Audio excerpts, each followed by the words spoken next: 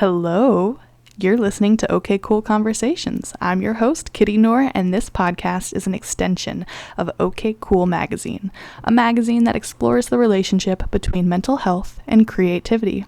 This podcast is for you if you want to make bigger, more impactful, creative leaps and bounds in your own life, but sometimes your brain gets in the way and talks you out of it. If this is the case, you are in the right place, my friend, and together we are going to kick self-sabotage to the curb because, baby, you do not have time to doubt your greatness. You just don't. You need to write and draw and film and make all of the things that you're dreaming about. You benefit from bringing your ideas to life as much as the world benefits from you bringing your ideas to life. Okay, so before we kick things off today, I do want to say quickly that I'm recording this episode in May 2020, and currently most of the world is still in mandated quarantine due to the COVID-19 pandemic. So if you are listening to this during self-isolation, I hope you are doing well and staying safe. I really do hope that creativity can be a coping mechanism for you during times of stress, and if not, maybe this conversation can help shift you closer to having a more playful relationship with your creative side. Thank you so much for being here. Today's episode is our very first episode. I am so excited. So to kick this podcast off, we are going to have a little conversation that is actually inspired by a post that I made on Instagram the other day. If you go to OK Cool Magazine's Instagram account, you'll see Spider-Man dressed as the Mona Lisa. And that caption says, "It is not your job to make something people love, but it is your job to make something." And I'm going to say that one more time because, baby, it is not your job to make something people love. It's not even your job to make something people like, but it is your job to make something. A few old friends of mine reached out and commented saying that they needed to hear a message like this. So I figured it'd be worth it to extend the conversation. So here we are. Plus, it is always helpful to be reminded that we can't control how other people react to who we are and what we do. We can only control ourselves and our reactions. And creative and innovative thinking requires a balance, a little dance of staying open-minded and being at the mercy of whether or not we feel inspired or not. And on the surface, creativity can look a little elusive and mystical and almost frivolous, but that's only half of it. The other half of creativity and innovative thinking requires action and courage and discipline and the possibility of rejection, but showing up to do the work anyways. And so here we are to do the work. Today, listening to this, I want you to think about an idea that you've had for a while. It can be absolutely anything, from starting a YouTube channel to writing a movie script to just selling something online that you make. Whatever floats your little boat. I want you to think about an idea that equally excites you and terrifies you. And maybe you have more than one. But I want you to be severely honest with yourself about one thing you wish you could create right here, right now. If you have a piece of paper and a pen near you, I recommend writing that idea down. In a little bit, I'm going to share 3 ways how you can motivate yourself to work on that idea. And if you want to write some notes as we go along, go ahead. But of course, you do not have to. All I do ask is that you keep one specific idea in mind as I ramble.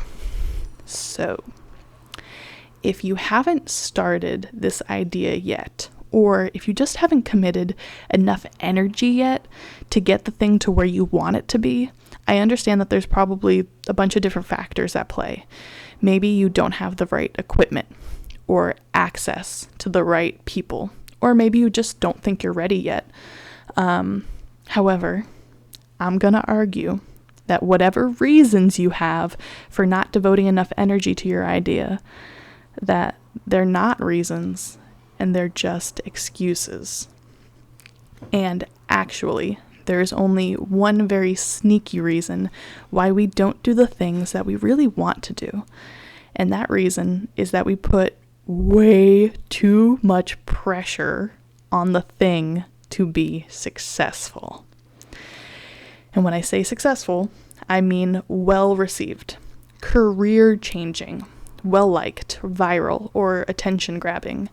And it's easier to not try than to try and risk the possibility of not achieving what you hope to.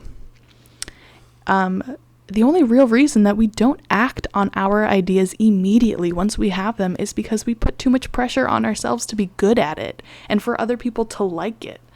But the truth of the matter is that we only have the opportunity to be good at something through practicing it. And everybody's got to start somewhere. You, my friend, you got to start somewhere too. Okay, so I want you to look at this idea, this thing that you know that if you don't try it, you'll never stop thinking about it.